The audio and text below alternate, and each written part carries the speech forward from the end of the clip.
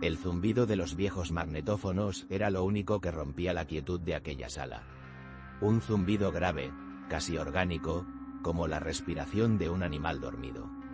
Me ajusté los auriculares, sentí el cuero gastado y frío sobre mis orejas, y pulsé el botón de reproducción.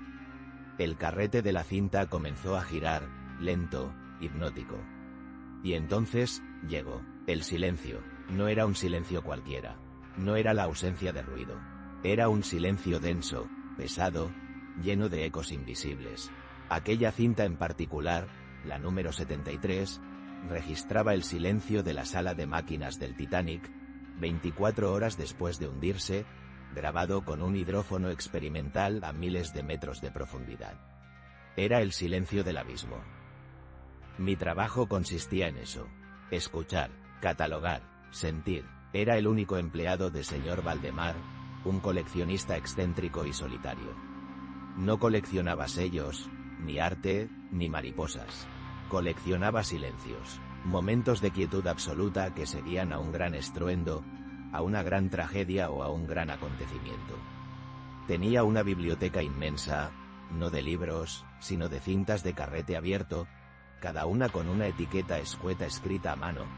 Hiroshima, 10 minutos después, la tumba de Tutankamón al ser abierta, el apartamento de John Lennon, la mañana siguiente. Mi única obligación era escuchar una cinta cada noche, una sola, y nunca, bajo ninguna circunstancia, escuchar la misma 2 veces en la misma semana. Había una tercera regla, la más importante. Una regla que señor Valdemar me repitió 3 veces el día que me contrató, con sus ojos grises clavados en los míos, tan quietos y profundos como los silencios que atesoraba. Había una cinta, al final de la estantería más alta, que no tenía número. Solo una etiqueta con 2 palabras, el último. Me prohibió terminantemente tocarla. Ese silencio no es para ser escuchado, joven, me dijo. Es para ser conservado. ¿Y tú qué habrías hecho en mi lugar?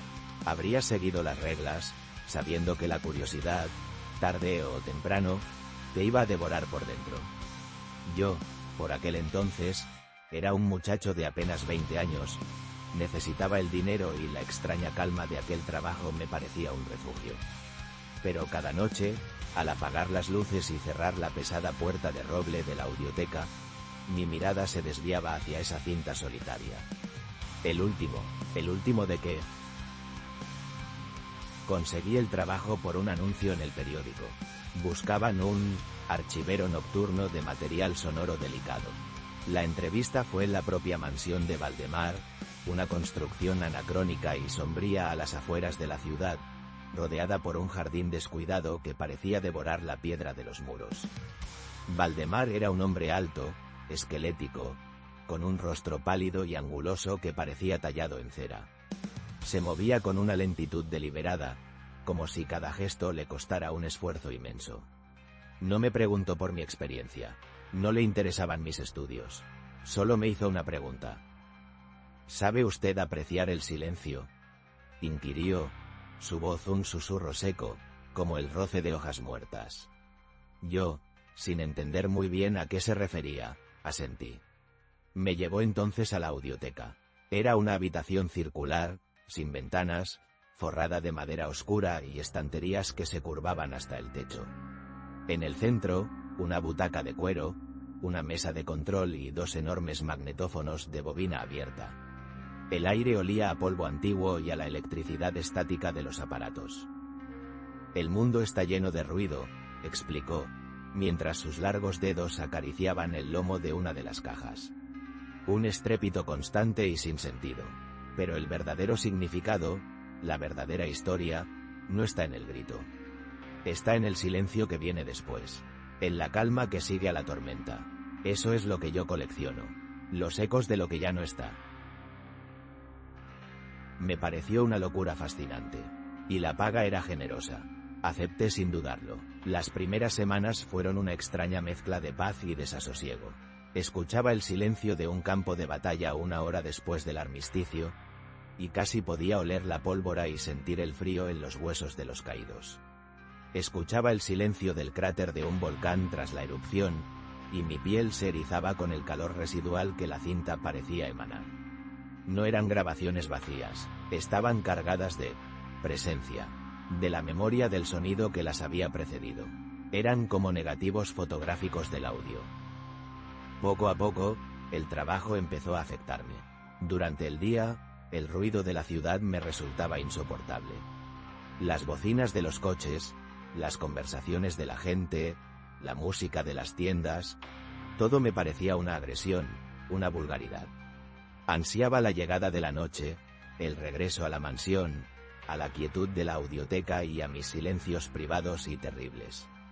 Me estaba convirtiendo en un adicto a la ausencia. Mi percepción del sonido cambió. Empecé a notar matices en los silencios que antes me pasaban desapercibidos. El leve crepitar del polvo al asentarse. El zumbido de mi propia sangre en los oídos. Y a veces, en mitad de una grabación, me parecía escuchar algo más. Un susurro al borde de la audición. Una respiración contenida.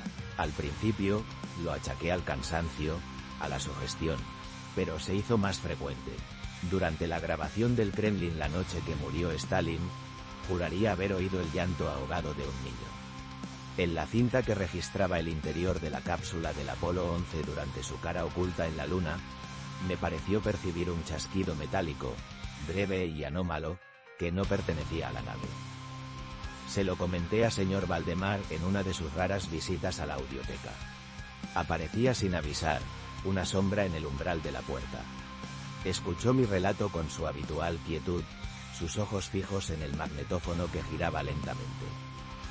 El silencio no está vacío, dijo, tras una larga pausa. Está lleno de los fantasmas del sonido. A veces, si escuchas con la suficiente atención, puedes oír cómo te devuelven la mirada. Aquella respuesta, en lugar de tranquilizarme, me geló la sangre. ¿Me estaba volviendo loco? ¿O había algo en esas cintas, una propiedad física que la ciencia no podía explicar, que impregnaba el óxido de hierro con algo más que ondas magnéticas? Mi obsesión por la cinta prohibida, el último, creció hasta convertirse en una necesidad física.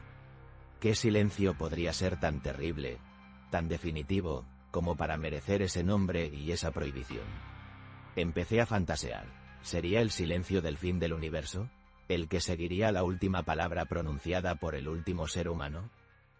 Una noche, la curiosidad me venció. Habían pasado casi 6 meses desde que empecé a trabajar allí. Esperé a que dieran las 3 de la madrugada, la hora más silenciosa de la noche, la llamada hora del diablo. Me temblaban las manos mientras subía a la escalera de la biblioteca. La caja de la cinta era de madera de ébano, no de cartón como las demás. Era fría al tacto, no tenía fecha, ni lugar, ni descripción. Solo esas 2 palabras, el último, trazadas con una caligrafía elegante y temblorosa.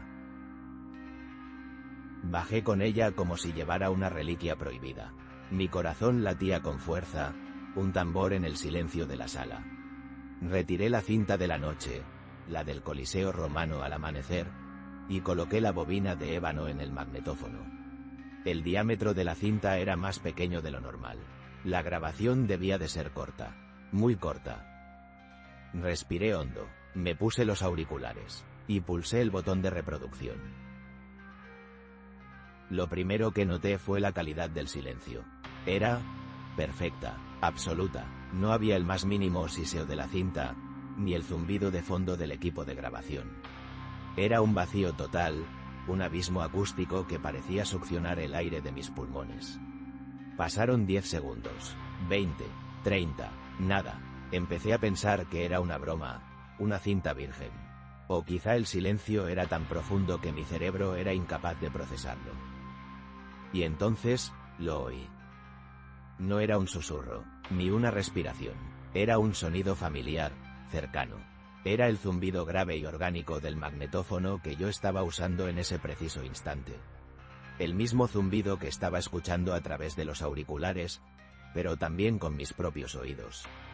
Por un momento, pensé que se trataba de un acople, de una interferencia. Pero el sonido de la cinta era nítido, real. Después, escuché otro sonido. El crujido de la butaca de cuero. Mi butaca, el mismo crujido que había hecho yo al sentarme momentos antes. Escuché el roce de la tela de mi camisa contra el respaldo. Escuché el ritmo acelerado de un corazón latiendo. Mi corazón estaba escuchándome a mí mismo. El pánico me atenazó. Era imposible. ¿Cómo podía esa cinta contener los sonidos de esa misma habitación, en ese mismo momento? La grabación tenía que ser antigua, pero la calidad era perfecta. Era como si el micrófono estuviera flotando a centímetros de mi cara. Entonces, un nuevo sonido se unió a la grabación. Un sonido que no procedía de mí. Era una respiración, lenta, profunda, y estaba cerca, muy cerca. En la cinta, sonaba como si alguien estuviera de pie, justo detrás de la butaca. Justo detrás de mí. Una respiración sibilante, húmeda, que parecía llenar todo el espacio acústico de la grabación. Contuve mi propia respiración, paralizado por el terror. El silencio de la habitación real era total, pero en mis oídos, a través de los auriculares, esa presencia era abrumadoramente real. Podía casi sentir el calor de ese aliento en mi nuca. Y luego vino el último sonido de la cinta. Un chasquido, seco y metálico, el sonido inconfundible del botón de «stop» de un magnetófono al ser presionado. El mismo botón que yo tenía bajo mi pulgar. En ese instante, la cinta se detuvo, y el silencio de la grabación fue reemplazado por el silencio real de la audioteca. Un silencio que ahora me parecía 1000 veces más amenazador. Me arranqué los auriculares de un tirón y me giré, con un grito ahogado en la garganta. No había nadie.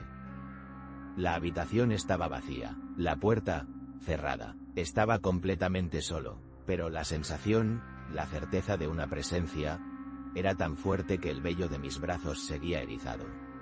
Miré la cinta. El carrete estaba quieto. El último silencio no era el silencio después de un evento. Era el silencio de antes. El silencio que precede al último momento. Entendí la locura de Valdemar. No coleccionaba los ecos del pasado. Creaba archivos del futuro. O, mejor dicho, de un final. La cinta no había grabado el pasado. Había grabado lo que estaba a punto de suceder. El chasquido del botón de stop. Era el final de la grabación, pero el principio de algo más. No esperé a saber qué era. Salí de aquella butaca y corrí. Corrí como nunca había corrido en mi vida. No cogí mi abrigo, ni mi paga. Salí de la audioteca, crucé los pasillos oscuros de la mansión y no paré hasta que la verja de hierro del jardín estuvo muy lejos a mi espalda. Nunca volví, nunca supe qué fue de señor Valdemar ni de su demencial colección. A veces, por la noche, cuando el silencio es profundo en esta vieja casa y solo se oye el crepitar del fuego, me parece volver a escucharla. Esa respiración lenta, contenida, esperando. Ya no necesito auriculares. El recuerdo está grabado a fuego en mi memoria. Desde aquel día, el silencio dejó de ser ausencia de ruido, para convertirse en la promesa de una presencia.